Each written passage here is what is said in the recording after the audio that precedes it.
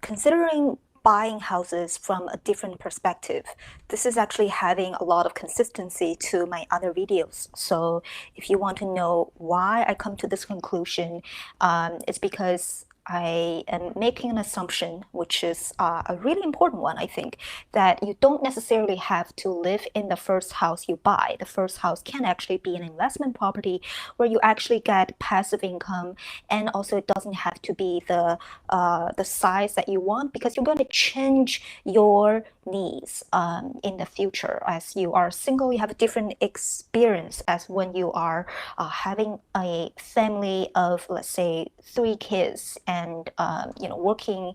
You might be changing your location of working. So the house can actually be a wealth management tool rather than the only place where you literally settle down with. Okay, so with that idea, you think about a house, it has several meanings. One, it gives you a sense of security that one day you don't have to worry about not having a place to stay. I think that's a mental security that a lot of people have. But if you're actually talking about my idea of renting out the first house, then literally you're doing something called hedging, right?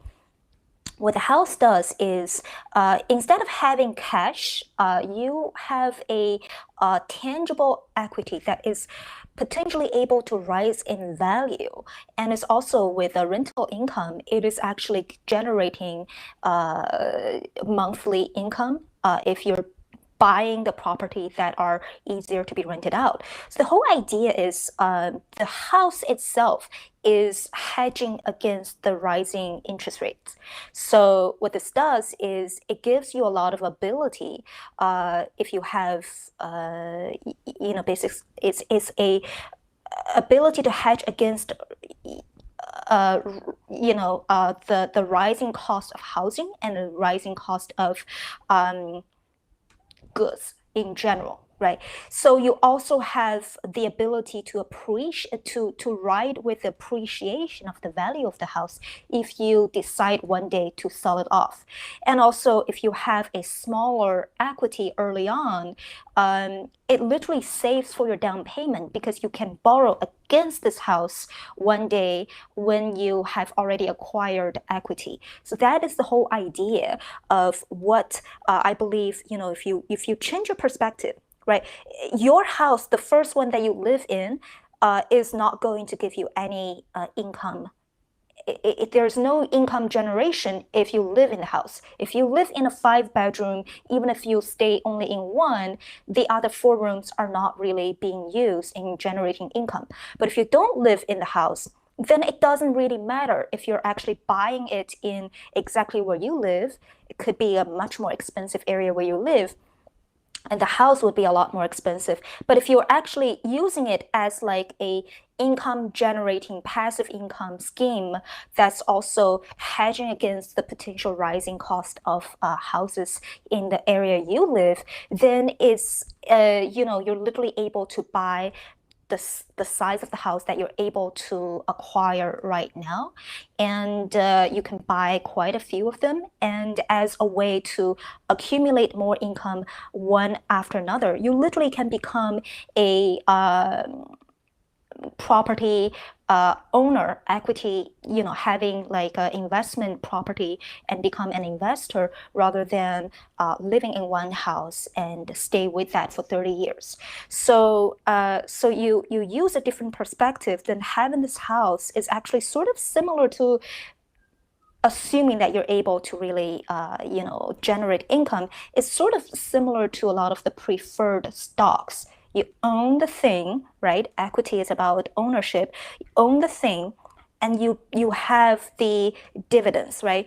The dividends in a perspective of rental income.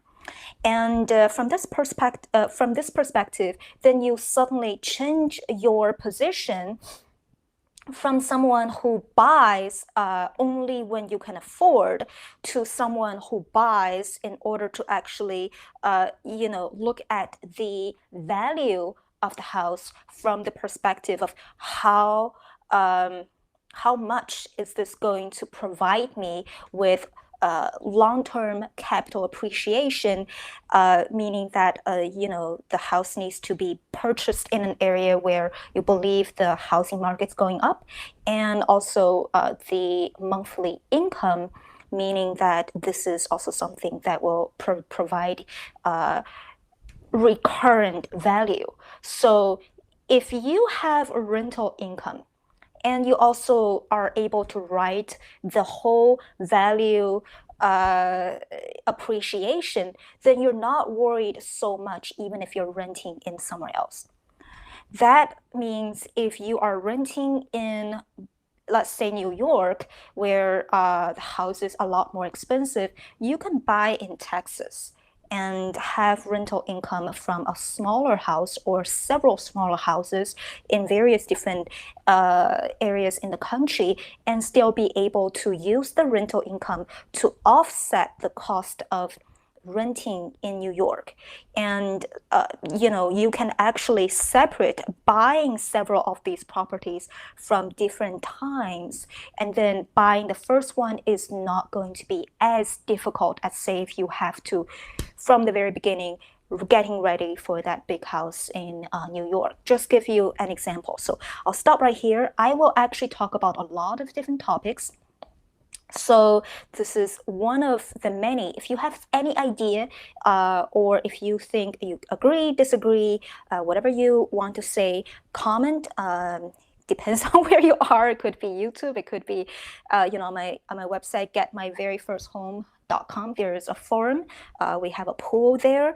You can also contact me directly if you just want to talk about ideas that you have, because what I do is right now I'm creating a startup to help people to solve their problem of getting the first homes. Even if you have a lot of student loans, even if you have the circumstances, let's say if you're a foreigner or you have your own startup or your own company, you are finding it difficult, having been rejected by the banks or the lenders to buy your first house. I want to help you to get into the home ownership, and very flexible with suggestions and ideas.